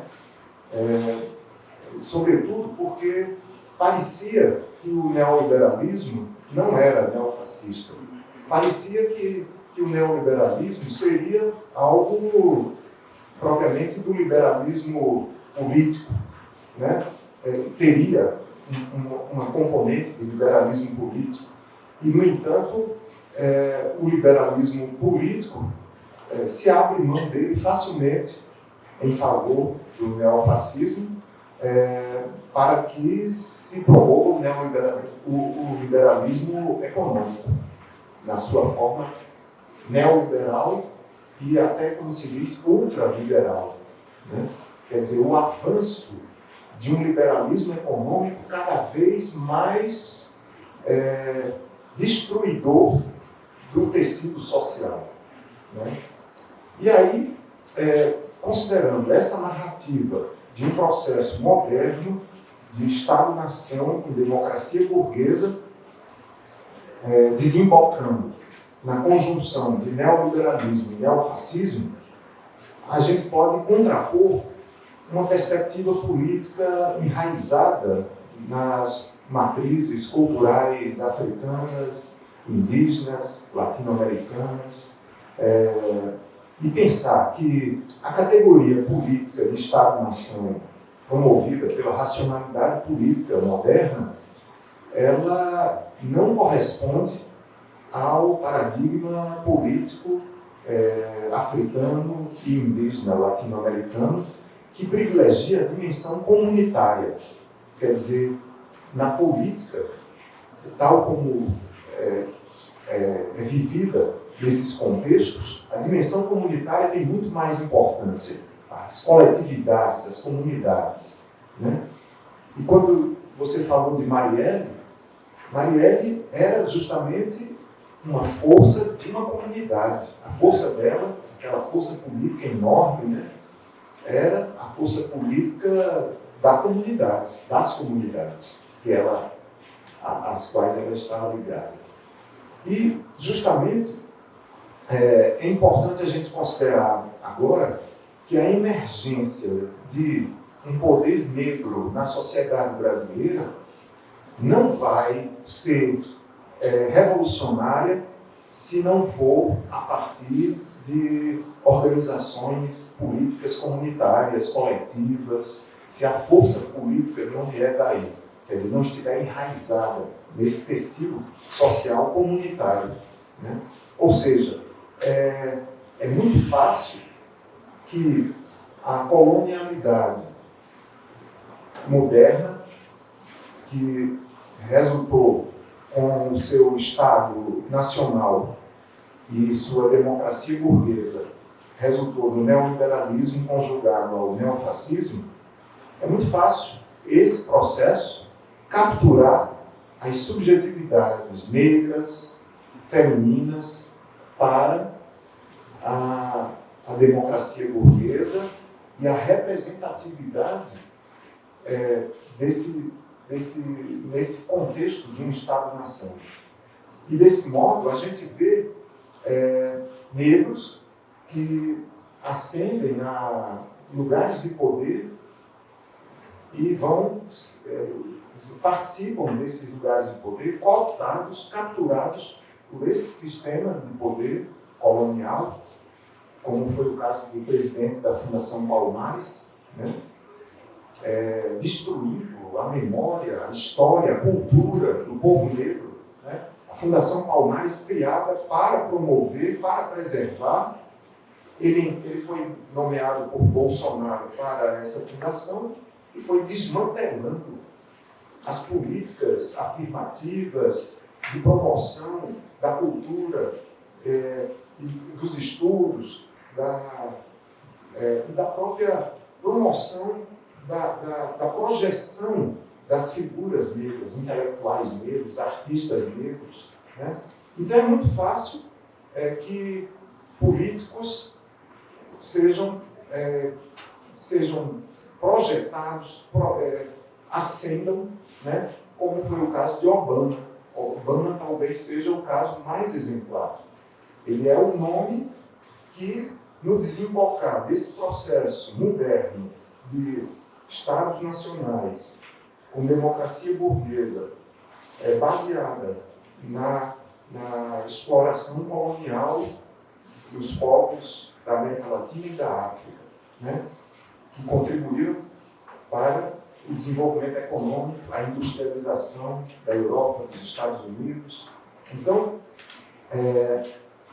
esse processo, portanto, desembocar numa figura como Obama, quer dizer, uma representatividade negra que vai promover o neoliberalismo, promover imperialismo norte-americano, promover guerras contra países, né?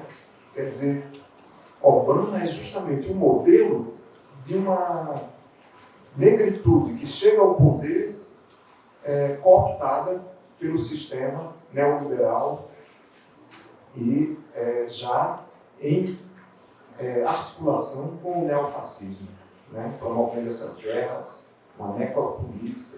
Né? Então, a questão é essa: como a gente pode pensar esse confronto entre uma tradição moderna, colonial, e uma tradição enraizada nas matrizes africanas e indígenas, como contraponto entre o poder comunitário e o poder representativo, que é, inclusive, essa democracia que, ao mesmo tempo que temos uma população majoritariamente negra, a gente não consegue eleger negros para os cargos de poder, para o Congresso, é uma minoria. Né? Fábio foi candidato ao Senado pela Bahia. Né? Teve um percentual alto de votos. Quanto foi, Fábio, na tele? 180 mil votos na Bahia. Né? Acho que algumas pessoas aqui talvez tenham votado em Fábio.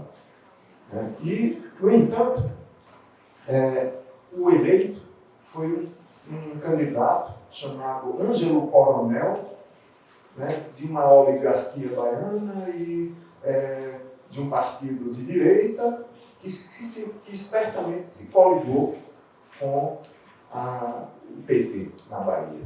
E que, desse modo, elegeu o candidato da oligarquia branco com o voto dos negros.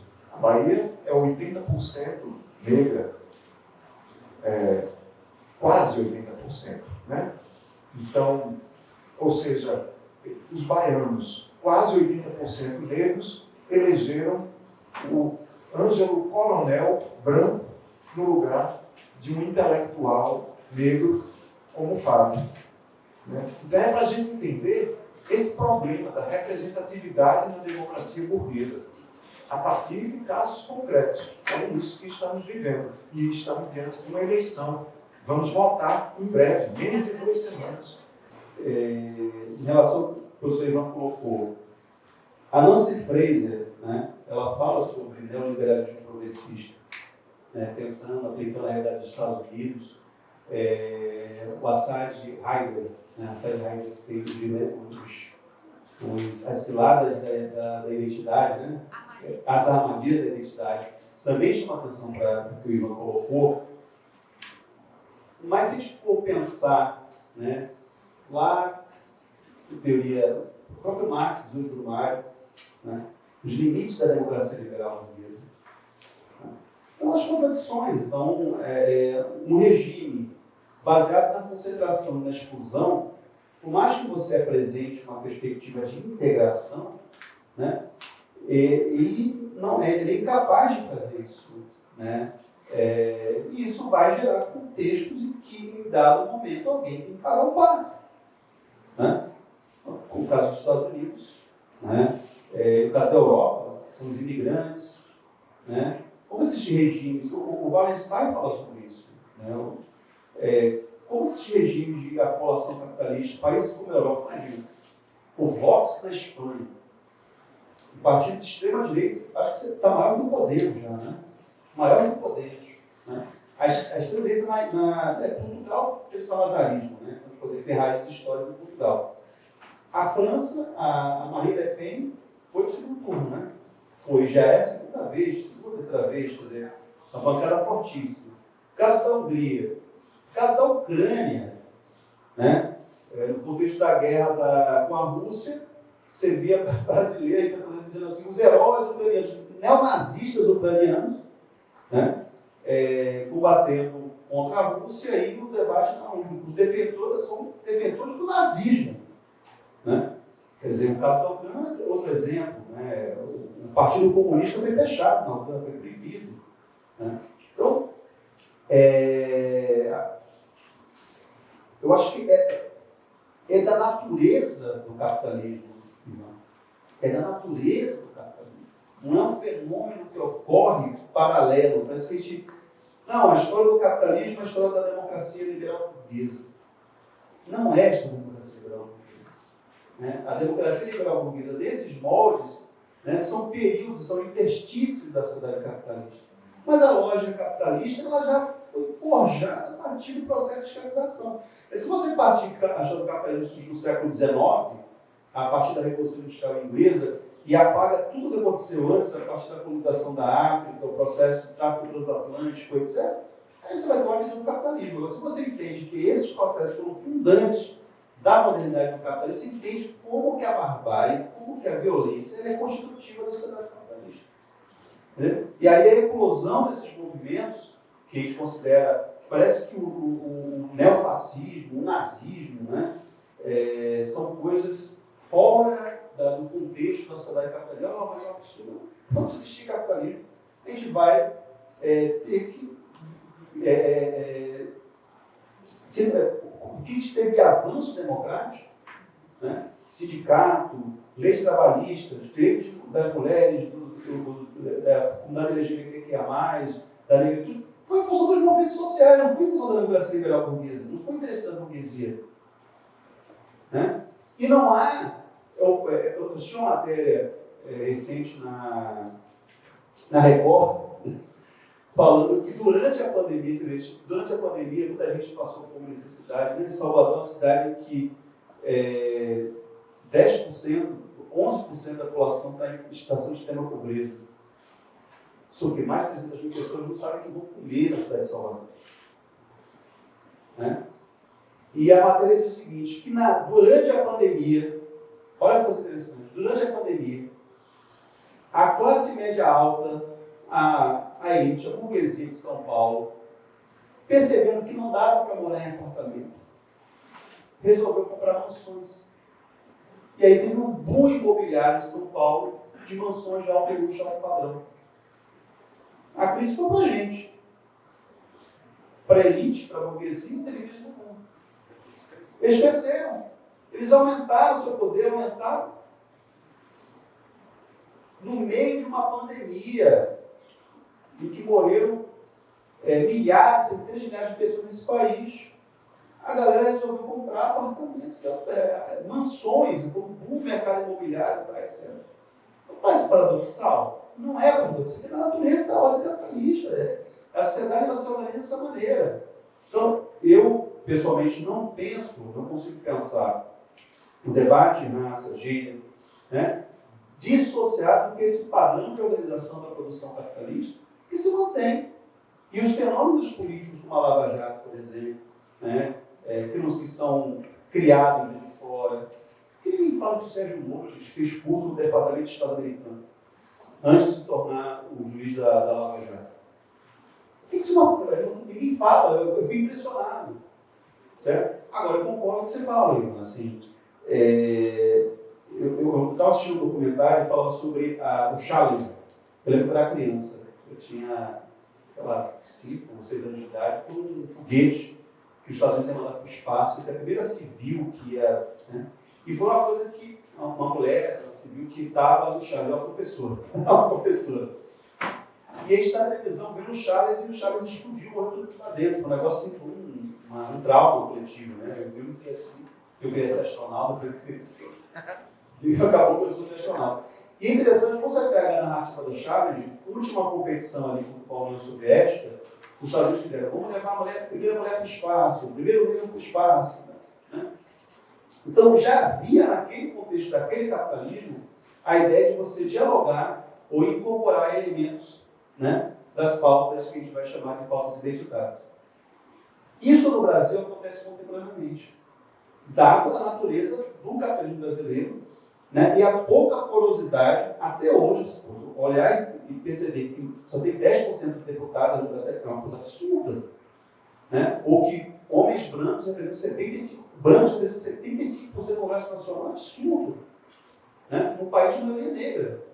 Né. Então, a partir do momento que as demandas de negros e mulheres, né, direitas passam a ter mais capacidade de pautar a opinião pública, precisa dialogar com isso. E o que a gente faz, historicamente? Eu falo assim, se antecipa. Se antecipa. Né? Então, pegando algo polêmico. Negros no topo. Quem pode estar no topo? Quem pode estar no topo, efetivamente? Na sociedade capitalista. Uma pequena minoria. Né?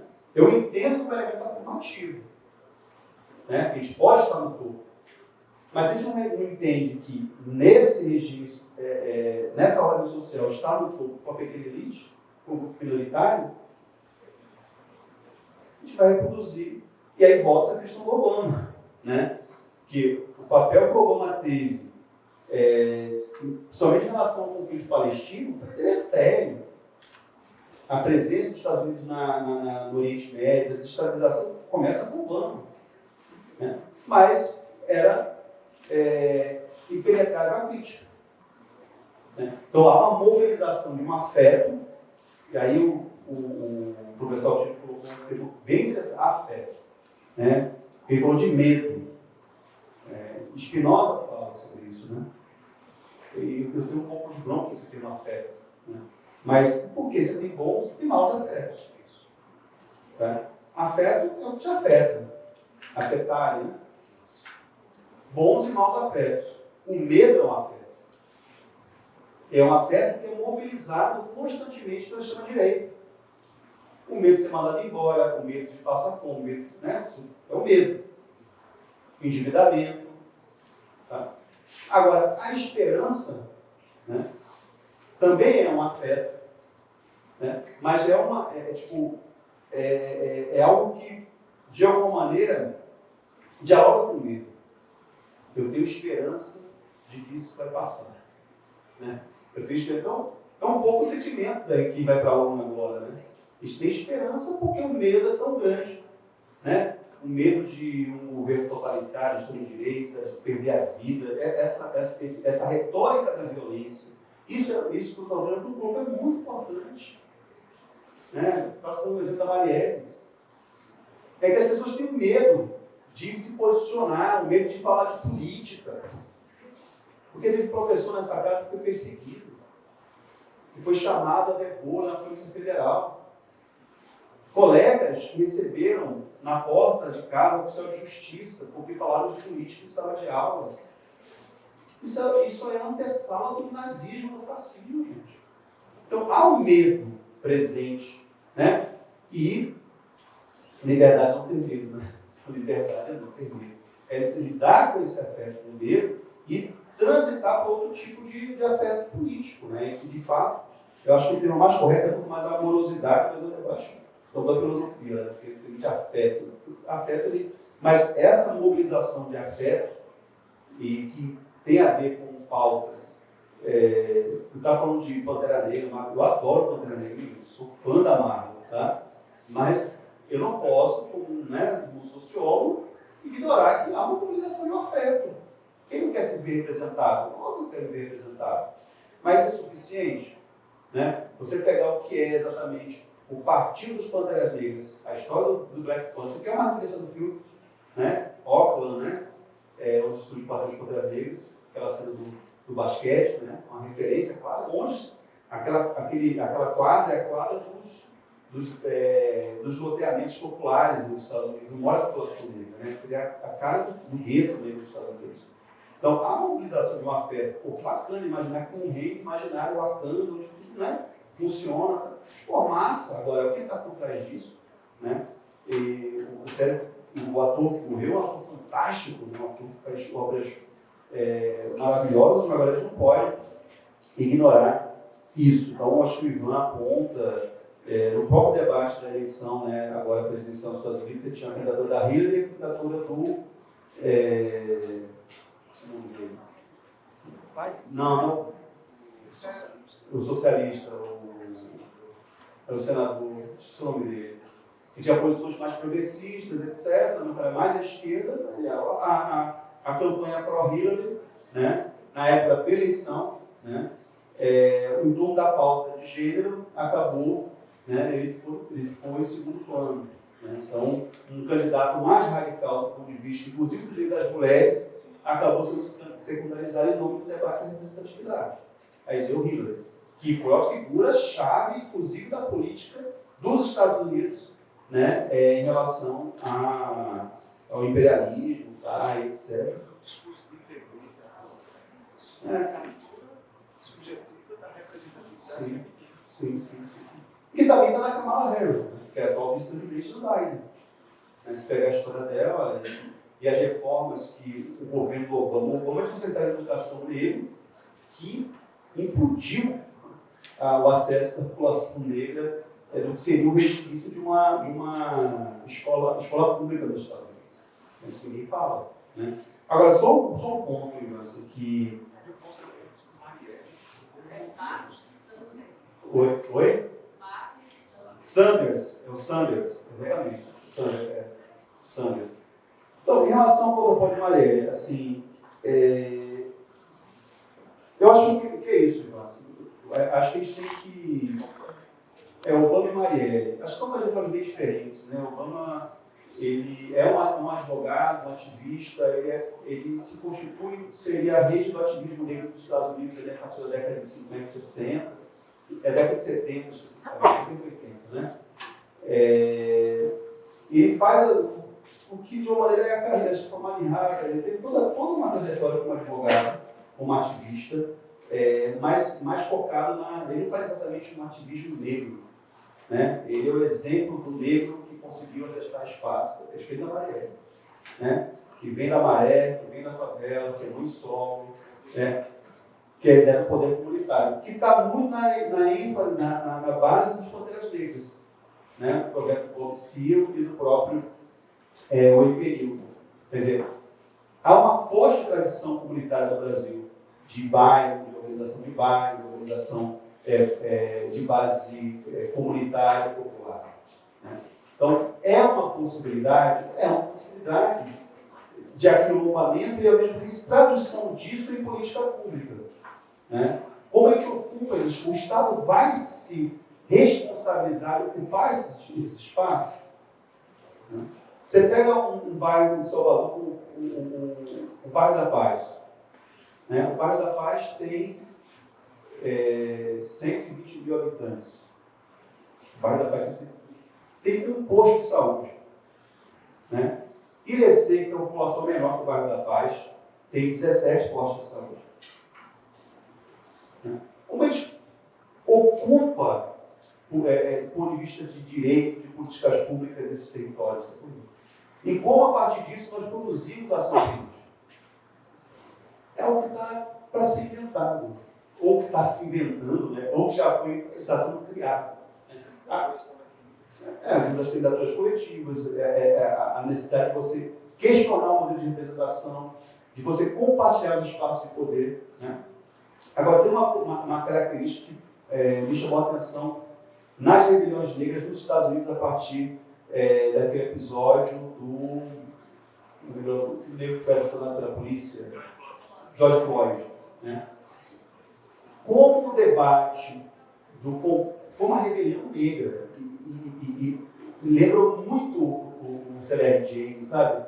Foi uma rebelião negra transnacional, porque ela teve reflexo no Brasil e na Inglaterra. Foi um negócio impressionante isso. Então, foi mundial. Né? E o que é mais interessante, nos Estados Unidos, junto com o debate da violência policial, né, começou a ter reivindicação de saúde pública universal, direito trabalhista. A pauta mudou.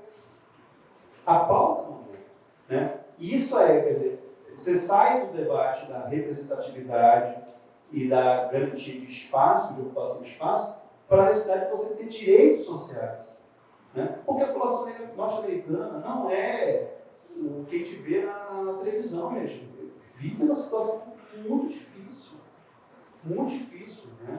Você vai pegar uma metrópole, uma cidade como Nova York, a quantidade de moradores de rua, a quantidade de pessoas desalentadas, a quantidade de pessoas enorme. Então, vou dizer assim, isso pode ser a possibilidade de movimentos, né, que vão atacar, de fato, a relação do sistema. Agora, que tipo de organização política surge a partir disso é um debate. Né? O que eu concordo, que eu estava colocando inicialmente, é que a atual forma partido ela é limitada para dar conta desses novos movimentos, né? Dessas novas potências transformadoras, né? Coletivas. Quais as perspectivas, né, do povo preto frente a essas eleições? Por exemplo, nós temos aí, né, a gente sabe que é extremamente importante que a gente vença essa direita agora nessas eleições,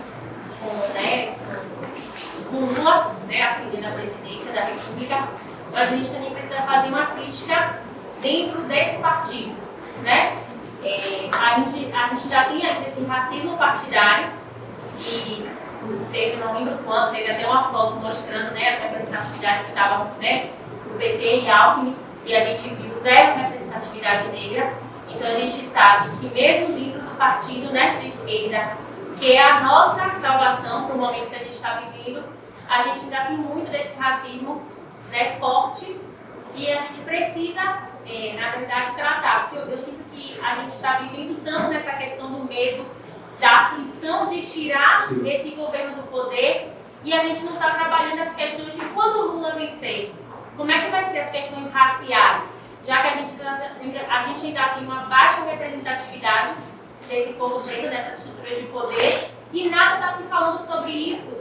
Nos debates nenhum foi falado a questão do racismo, e a gente sempre fala, né, o ataque à universidade pública é um ataque racista, o ataque ao SUS é um ataque racista, mas em nenhum momento se falou sobre isso, né, em nenhum momento está se debatendo isso. Eu sinto que esse medo que a gente tem, essa questão de retirar Bolsonaro do poder, está fazendo a gente também parar de discutir coisas importantes, e que quando, né, tem que acontecer, porque senão vamos estar todos mortos. O medo é tão grande que eu digo isso, se não acontecer, eu não sei nem como a gente vai fugir. Mas enfim, mais que a gente pense sobre isso. Então, qual é a perspectiva para esse povo preto, né, para que depois que a gente vença aí o mal, né, essa questão, traz um pouco dessa questão religiosa, e depois, né, depois de atravessar o mar vermelho, como é que vai ser? Que eu brinco muito com os meus amigos. Estamos querendo atravessar esse diabo deste mar, mas ninguém está se falando o que vai acontecer lá do outro lado. Então eu queria só entender um pouquinho qual a perspectiva desse povo preto, sendo que a gente ainda tem as nossas pautas muito pouco debatidas em vários espaços, até dentro da universidade. único representante negro para a presidência não vir participar, né? Então, eu queria entender um pouquinho para a nossa perspectiva para esse cenário, né, que a gente espera. Tendo em vista que, entre os outros cursos que são muito técnicos, assim, a gente talvez não tenha, a gente não puder falar da transição do CDL, não tenha tanto contato com essa reflexão, e do ponto de vista da economia, do desenvolvimento da exploração, do ponto de vista da tecnologia, como é que a gente consegue não somente ficar exportando mentes brilhantes para outros países, e a gente, inclusive, a gente se espelha lá fora, porque a gente não se vê, inclusive, como autênticos, a partir de nós mesmos, a partir do que a gente faz, reconhecer o nosso potencial. E como é que a gente pode fugir, romper com essa regra, devolvendo para a nossa própria sociedade o que a gente aprende aqui. E porque é isso, eu sempre me vejo nesse embate, quando eu percebo que lá fora mesmo faz oportunidades que entregam até um dinheiro mesmo, sabe? E uma realidade totalmente diferente da que a gente vive aqui. Então, como romper com isso, que eu vejo que é muito difícil e já existe há um tempo, né? Desde que as universidades existem aqui, no nosso país. Vamos lá, então vamos tentar responder questões muito pertinentes. Eu acabei não respondendo ali a colocação do colega. Eu acho que tem a ver também com a fala que ela fez, né, em relação à renovação. De fato, acho que a universidade é um papel muito importante, né? Ela contribui para dar visibilidade, não é que entrar na seara, que é muito complexa, né? E tem que retomar muita coisa, mas, por exemplo, diante do que foi o movimento negro, especificamente em São Paulo, né? O protesto negro, clube negro, associações negras, a sociologia teve um papel importante para dar visibilidade, inclusive, àqueles movimentos negros da época. Tá? A mesma coisa em relação ao candomblé, aqui na Bahia, os estudos sobre candomblé. Então, estou colocando apenas que a universidade ainda é um espaço de acolhimento, né? Para setores historicamente marginalizados, subalternizados, mas tem um caráter contraditório. Mesmo que a universidade ela estabelece discursos e práticas, né, que são muito delas, né, e acabam dialogando com um legado que não necessariamente é o legado. Então, eu participei de debate sobre classes sociais na Bahia e a pessoa não falava de raça. Eu não consigo entender. Pode ser classe social na Suécia, classe social na Suíça, tá? Então, que não tem nada a ver com inclusive a própria visão que o Marx pensa de formação de classe, mas esse é o debate, sabe? Mas assim, para mim tem muito menos a ver com o legado do pensamento do Marx, não dizendo que o Marx não é eurocêntrico, não é isso que eu dizer, mas muito mais a ver com o que é também a universidade brasileira da forma como ela foi constituída, para que ela foi constituída, né, em termos históricos. Né? E acho que esse é um desafio. A universidade, ela continuará sendo um ambiente democrático, né? Ou vai ser uma universidade tutelada, uma universidade, né, em que o professor não pode falar de política em sala de aula, que receber um oficial de justiça, que pode tomar um processo administrativo. Acho que essa é a questão, porque a universidade só vai conseguir, né, cumprir o seu papel social de dar visibilidade, debater temas, inclusive contribuir para a desenvolvimento da representação política, se esse for um ambiente livre e aberto para que as pessoas possam falar. Né? O que não significa, né, passar pano para fascista, porque fascista, nazista, é contra o debate. Né? É contra ter debate. Tá? Então, por isso que pessoas de extrema-direita, num ambiente de debate, como a universidade, não tem como você estabelecer diálogo. Porque a pessoa é contra o diálogo. Né? Então, eu entendo que, nesse quadro de renovação política, a universidade tem um papel importante. Né? Se ela vai cumprir esse papel ou não, é luta. Não é resultado, não é uma coisa dada. Tá? Agora, se você pegar, por exemplo, o caso da Colômbia, né? A eleição do Petro, né? E da Martínez, né? Que é a vice do Petro, uma mulher negra, colombiana, etc.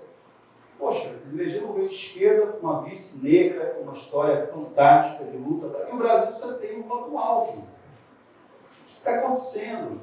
Né? Acho que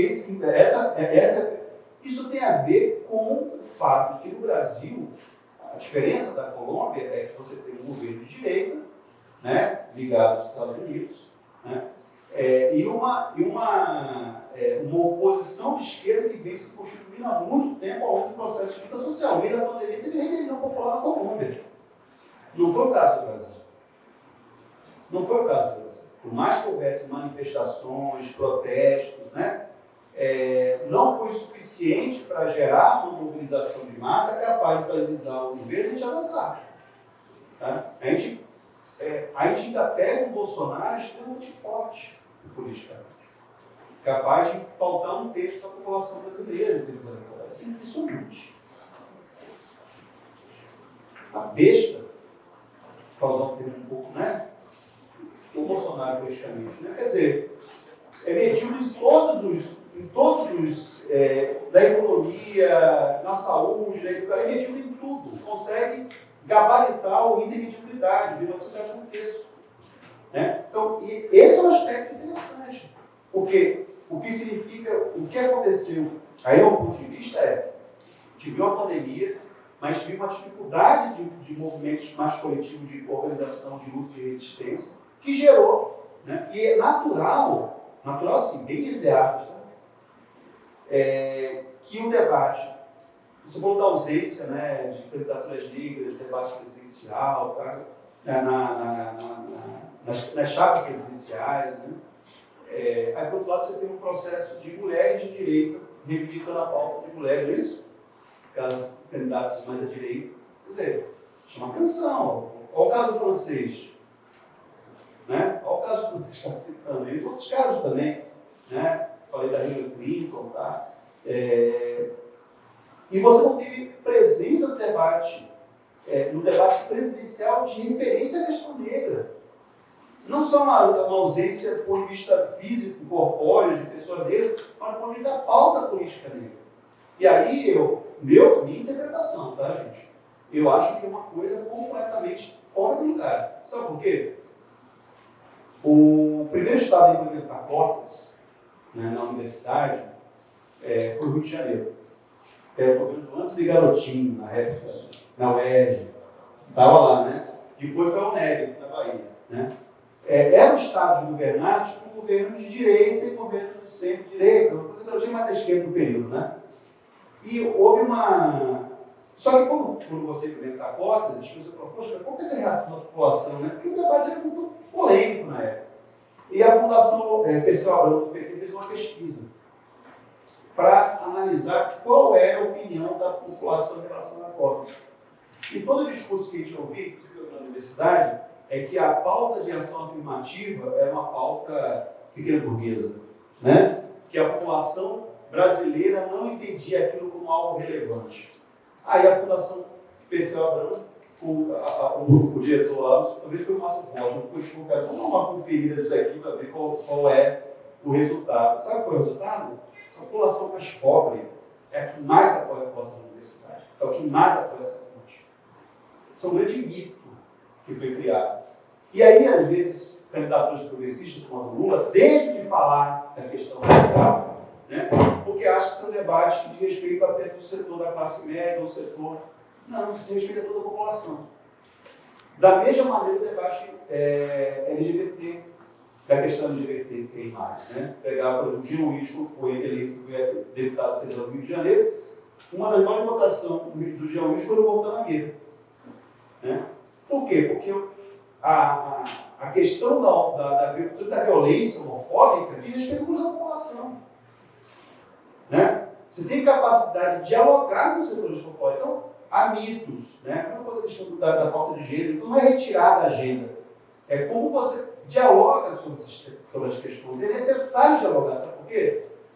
Porque Bolsonaro vai cair. Né?